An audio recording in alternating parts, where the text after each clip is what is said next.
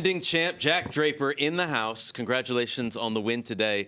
It's great to see you back playing. It's great to see you back here in tennis paradise. Now 7 straight wins here in this special place for you. 3rd match back. How would you assess today's? Yeah, today was tough. I was up against a formidable opponent in Batista. He's someone who has had so much experience on the tour.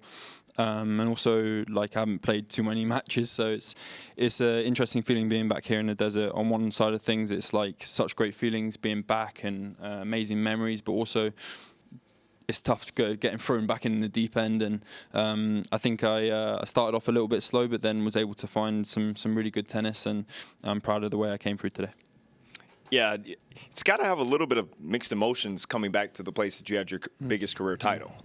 For instance, you haven't played tennis, and you say you've had an extended time off since the U.S. Open, still trying to find your rhythm.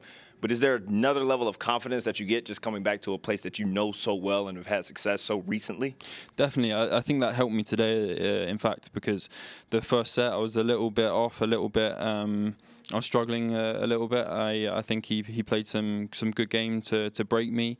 And then when I sat down after the first set, I definitely reflected on what was effective last year. I think these conditions definitely reward when you look for your forehand, when you're able to be the aggressive player. Obviously, the ball's flying around a lot, and it's not easy to defend here as well. So I was able to change my game a little bit and understand that I needed to take a little bit more risk, but there might be, like I said, some reward in that as well. So I think I was able to reflect on last year, and that helped me as well. That's awesome. When you talk about making changes, you've made some changes in your game overall. We've noticed the serve. What led to that? Yeah, I mean, most of it was just reflecting on my injury, to be honest. And I had a couple of arm injuries the last couple of years. Obviously, the one that I just had was very complex, very long. And so I had to make decisions in order to adjust to help my recovery. That was one of them. I changed the gut string. I'd done all sorts. So, this guy just took my question. There's definitely things that you do to help yourself and to just learn from injuries. Yeah, I was going to ask you that exact thing. When you started to post social media clips of you back on court, first thing I noticed, I go, I don't think he's using all poly anymore. It looks like he has gut in the mains. Typically, when players do that, it's one or two reasons: softer on the arm, or they're trying to get a little bit more through on the ball. You have arguably the spinniest forehand. You produce the most RPMs of anybody on tour. Yeah. Are you looking also, I'm sure, to save the arm, but also to get a little bit more through on your ball as you have started to play a lot more aggressive, or was it just for a little bit of softness on the elbow? Truthfully, it wasn't about getting more power or more spin. I didn't need any more of that, but it was more just I was at a stage with my injury where I needed to do everything I could to help my arm recover and be where I want to be. And I think with the nature of the game as well, with how hard guys are hitting the ball and potentially the ball being quite soft and in play a lot, it's important to protect your arm. And I think more and more players are realising that and probably making decisions like what I made. Yeah, that's kind of amazing to see players now starting with all poly, and poly was the string you use when you want to swing big on both wings. But I've heard from you, Arthur Ferry, a few guys were saying, you know what, the way the game is playing now, gut in the mains is going to be the best way to really play aggressive. So it's good to see that a lot of players are starting to modify certain equipment changes for today's game. What did you use? I used gut. I used poly. I tried a little bit of everything. I tried a little bit of everything. Trial and error. Figure it out. You didn't need any more in your ball, I tell you. That's right.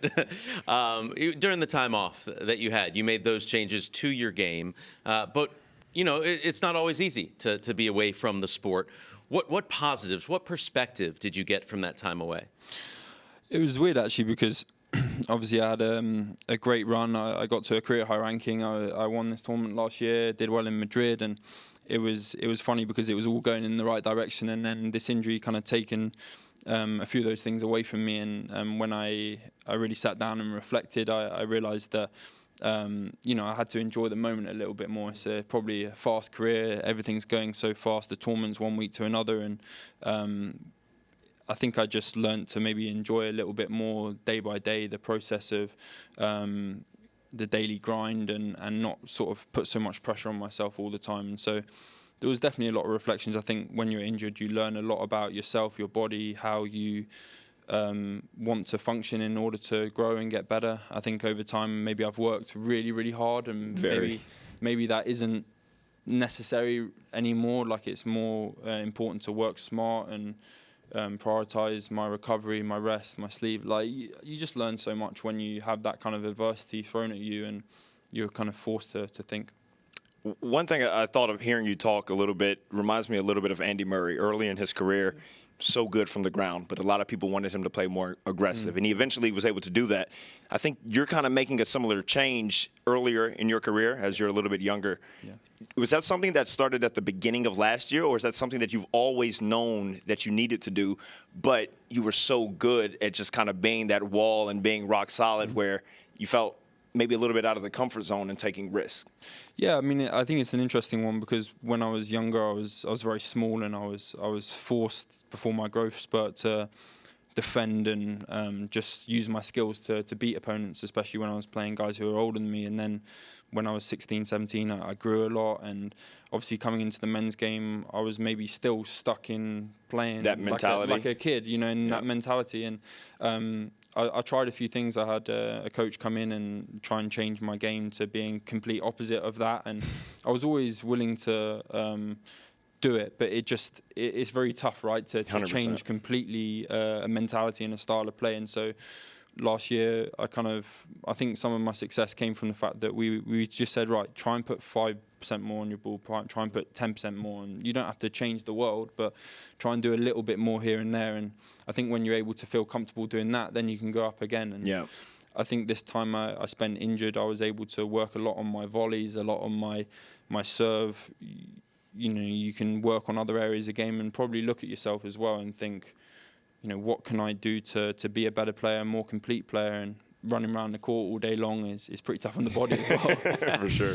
Jack Draper 2.0. We love to see it. Congratulations on the win today. So glad to see you back here healthy and winning once again. Thank you so much for spending some time with us.